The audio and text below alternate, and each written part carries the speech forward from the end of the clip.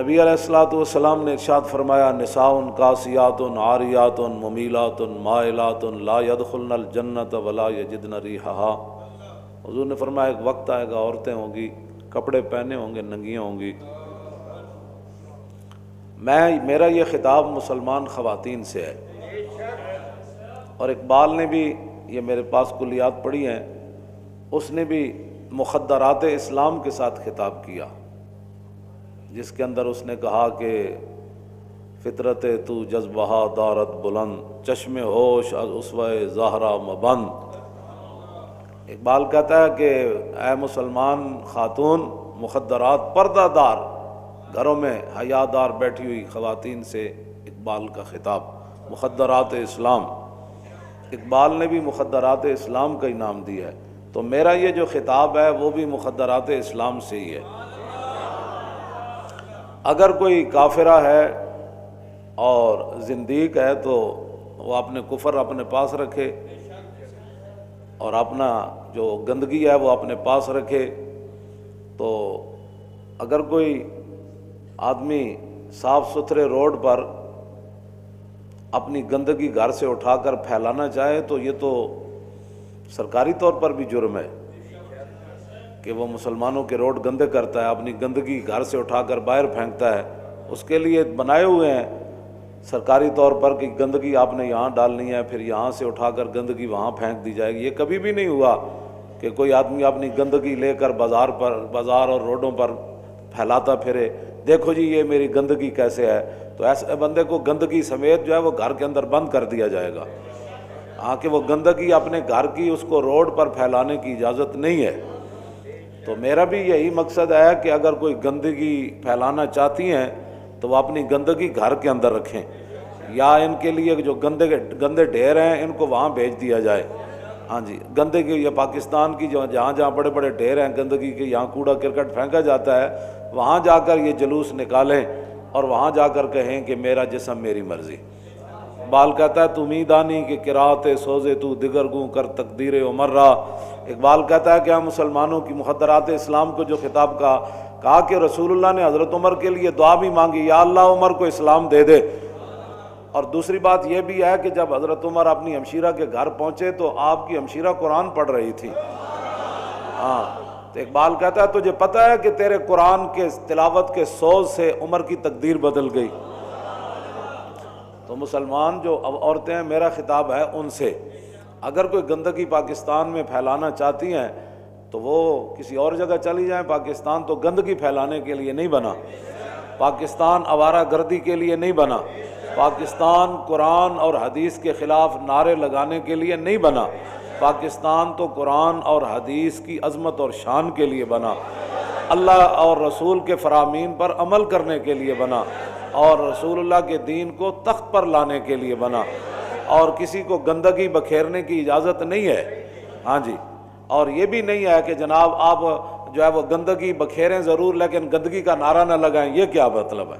یہ بھی کوئی طریقہ نہیں ہے کہ جناب مسلمان بیٹیاں جو کلمہ جنہوں نے پڑھا ہے وہ روڈوں پر ایسے ایسے کرنے کے تو بجائے وہ تو کعبے کے سامنے ایسے ایسے نہیں کر سکتی۔ مردوں کے لیے تو حکم ہے نا وہ رمل کریں، پہلوانوں کی طرح چلیں کہ ایسے ایسے کعبے کے پاس چلیں، لیکن عورتوں کو تو وہاں بھی ایسے ایسے کرنے کا حکم نہیں ہے۔ تو جن مسلمان بچیوں کو کعبے کے سامنے ایسے ایسے کرنے کا حکم نہیں ہے وہ روڈوں پر مارچ کریں گی، وہ یہ اعلان کریں گی کہ ہم اللہ رسول کے قانون سے آزاد ہیں۔ نانا جب اسلام آ گیا تو پھر اسلام کی تم پابند ہو۔ ہاں جی، میرا خطاب یہ مخدرات اسلام سے ہے۔ ہاں، اور جنہوں نے پاکستان نہیں بنایا اور جو پاکستان بنانے میں شریک نہیں وہ اپنے اقلیت بن کر پاکستان میں رہیں۔ ہم اقلیتوں کے خلاف نہیں ہیں، ہاں بالکل، میں نے پہلے بھی کئی مرتبہ کہا ہے ہم اقلیتوں کے خلاف نہیں ہیں، نہ اقلیتوں کے خلاف کوئی ہم عزائم رکھتے ہیں، نہ ان کے خلاف کسی قسم کے کوئی منصوبے بناتے ہیں، لیکن اقلیتیں بن کر رہیں۔ ہاں جی، وہ اس ملک میں رہتی ہیں تو اپنے اقلیت بن کر رہیں، اپنے قانون کے مطابق جو مرضی کرتے رہیں۔ حضرت فاروق اعظم کے زمانے میں حضرت عمر بن عاص جو تھے یہ مصر کے گورنر تھے، اور صحابی رسول حضرت حارث یہ جو تھے وہاں گزرے تو ایک عیسائی پاس سے گزرا تو آپ نے اس کو دعوت اسلام دی، فرمایا کہ کلمہ یار پڑھو۔ وہ عیسائی اس بجائے اس کے کہ وہ کہتا کہ میں کلمہ نہیں پڑھنا میں نے، اس نے حضور کے خلاف بات کر دی۔ حضرت غرفہ بن حارث الکندی یہ صحابی ہیں، انہوں نے مکہ ایسے اٹھایا، فدق کا انفہ، اس کا ناک توڑ دیا، اور پھر فقتلہ غرفۃ، پھر صحابی رسول نے اس عیسائی کو قتل بھی کر دیا۔ فرفع الی عمرو بن العاص، پھر مقدمہ حضرت عمر بن عاص کے پاس چلا گیا، تو آپ نے فرمایا آتیناہم العہد، فرمایا یہ تو ہماری اقلیت ہیں، ہم نے تو ان کو تحفظ میں رکھا ہوا ہے، آپ نے اقلیت کو کیوں قتل کر دیا؟ فقال غرفۃ معاذ اللہ ان نکون آتیناہم علی ان یظہروا شتم النبی، صحابی رسول فرمانے لگے اللہ کی پناہ، یہ بات آپ نے کیا کر دی،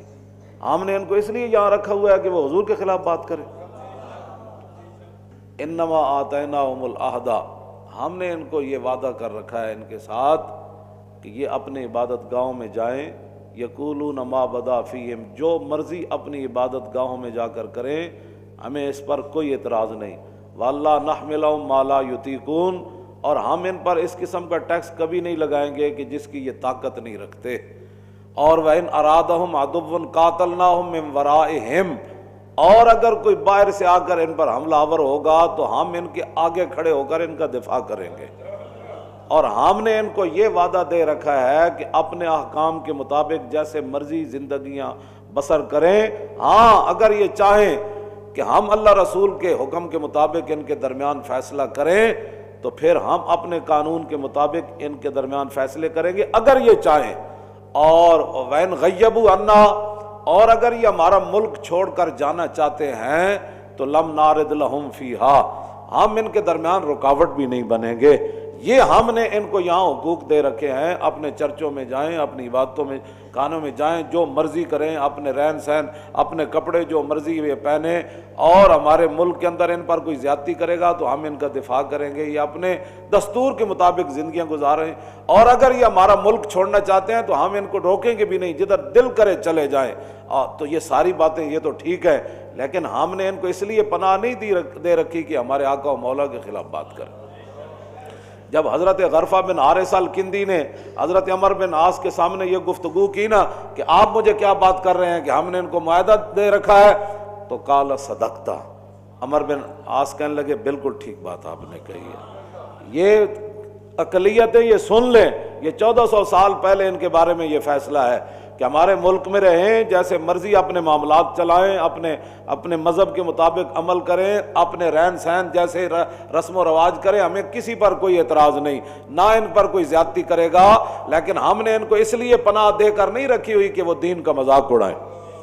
اس لیے ہم نے ان کو پناہ نہیں دے کر رکھی ہوئی کہ ہمارے خواتین پردہ دار مسلمان عورتیں حیادار عورتوں کو یہ غلط پٹیاں پڑھائیں کہ جسم میرا تو مرضی میری، ہم نے تمہیں اس لیے پناہ دے کر یہاں نہیں رکھا ہوا کہ تم قرآن و حدیث کا مذاق اڑاؤ، پردے کا مذاق اڑاؤ، نکاح کا مذاق اڑاؤ، خاندانی رسم و ہمارے روایات کا مذاق اڑاؤ، ہماری تہذیب کا تم مذاق اڑاؤ۔ 1400 سال جو مسلمان جس راستے پر چل رہے ہیں، مسلمان خواتین تم انہیں کسی اور راستے پر ڈالنا چاہتی ہو، تمہیں یہاں اس لیے نہیں رکھا ہوا۔ ہاں یہ بات یاد رہے، بالکل میں علل اعلان یہ بات کر رہا ہوں، ہم نے تمہیں یہاں اس لیے نہیں پناہ دے کر رکھی ہوئی، ہم نے اس لیے رکھا ہوا ہے جیسے تم اپنے مذہب کے مطابق عمل کرو، لیکن اگر تم روڈوں پر نکل کر یہ کام کرو گی نا کہ ہمارا جسم ہماری مرضی، تو اس کی اجازت تمہیں نہیں ہے، ہرگز نہیں ہے تمہیں اس کی اجازت، ہرگز نہیں ہے، اوپر سے لے کر نیچے تک سب سن لے، ہم کو ان کو پناہ اس لیے نہیں دے رکھی کہ یہ اسلام کے خلاف بک بک کرے، اپنے مرضی، اندر جو مرضی تم کرو، اندر تم اپنے جسم اپنی مرضیاں جیسے مرضی کرو، لیکن تو باہر نکل کر مسلمان عورتوں کو یہ بتانا چاہتی ہو کہ یہ نکاح تمہارے لیے پابندی ہے، نکاح تو سب سے بڑی ان کی عزت ہے کائنات کے اندر، کیسے تم کیا کرنا چاہتے ہو ملک کے اندر، ہم ایسے نہیں کرنے دیں گے۔ اپنی اقلیتیں بن کر رہیں، اقلیت اسلام کا مذاق مت اڑائیں۔ حضور نے فرمایا ایک وقت آئے گا عورتوں نے کپڑے پہنے ہوں گے، ننگیاں ہوں گی، نساء کاسیات عاریات، فرمایا کپڑے پائے ہوں گے، ننگیاں ہوں گی، ممیلات مائلات، حضور نے فرمایا خود بے حیا ہوں گی اور میری امت کو بے حیائی کی طرف مائل کریں گی۔ ایسی عورتوں کے بارے میں حضور نے کیا فرمایا؟ لا يدخلن الجنت ولا یجدن ریحها، تو حضور نے فرمایا نہ وہ جنت میں داخل ہوں گی، نہ وہ کبھی جنت کی خوشبو پا سکیں گی۔